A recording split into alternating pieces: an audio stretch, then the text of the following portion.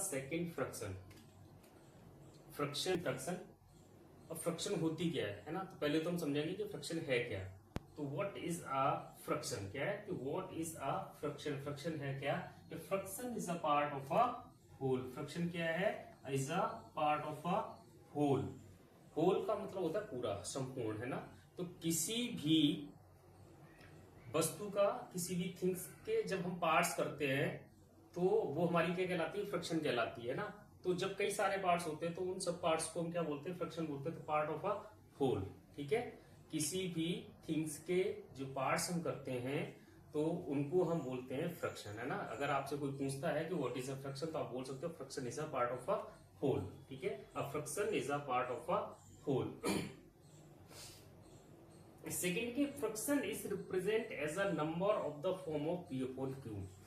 Fractions को हम लिखते कैसे हैं, क्या है कि फ्रैक्शंस को हम कैसे लिखते हैं, पी अपॉन क्यू के रूप में लिखते हैं। कैसे लिखते हैं, पी अपॉन क्यू, ठीक है। तो अब fraction is represent, represent means होता है दिखाना या दर्शाना, ठीक है।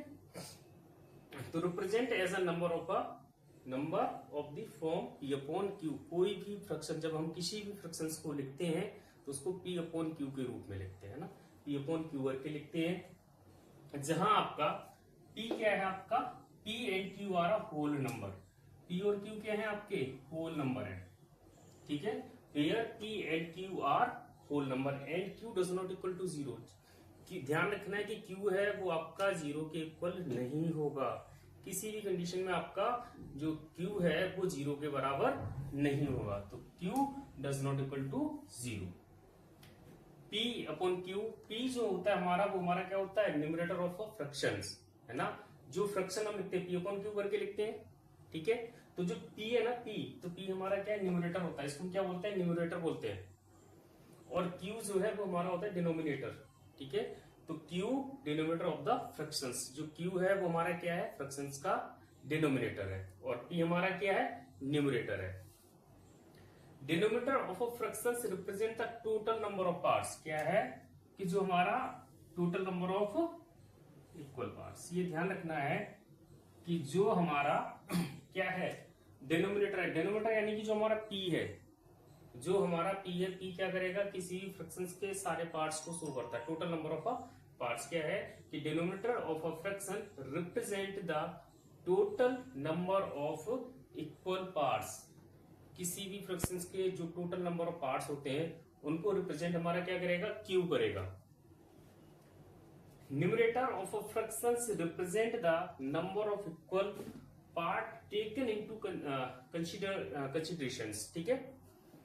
अब क्या है इसमें कि जो हमारा पी है, पी हमारा क्या, न्यूमरेटर है। पी हमारा क्या है, न्यूमरेटर है। तो जो पी है वो किसको रिप्रेजेंट करेगा, number of equal parts taken into consideration, ठीक है।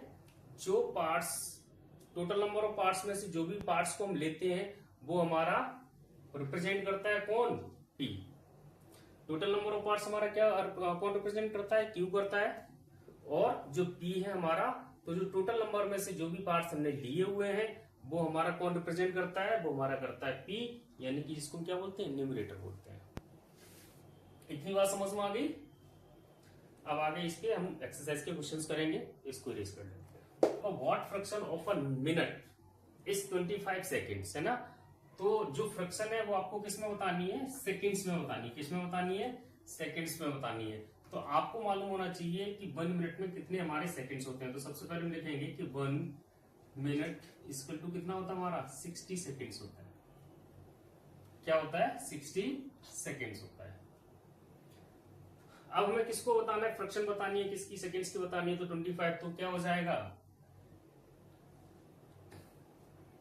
यहां हम लिखेंगे 25 सेकेंड्स इक्वल टू क्या हो जाएगा, 25 अपॉन 60, ठीक है। क्या हो जाएगा, 25 अपॉन 60। या फ्रैक्शंस क्या है, what fractions of a minute is 25 seconds, है ना।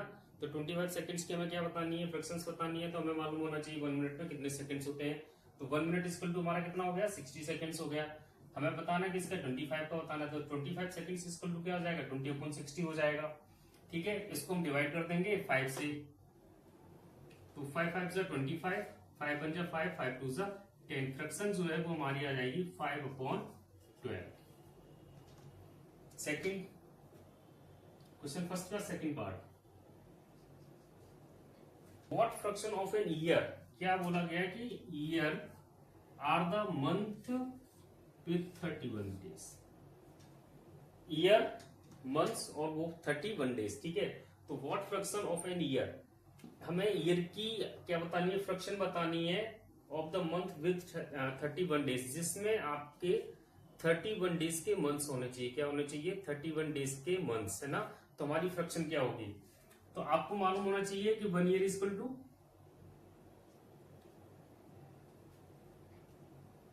1 ईयर में कितने मंथ्स होते हैं आपके, 12 मंथ्स, ठीक है। अब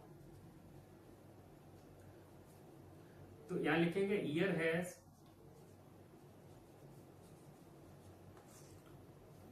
मंथ ऑफ 31 डेज,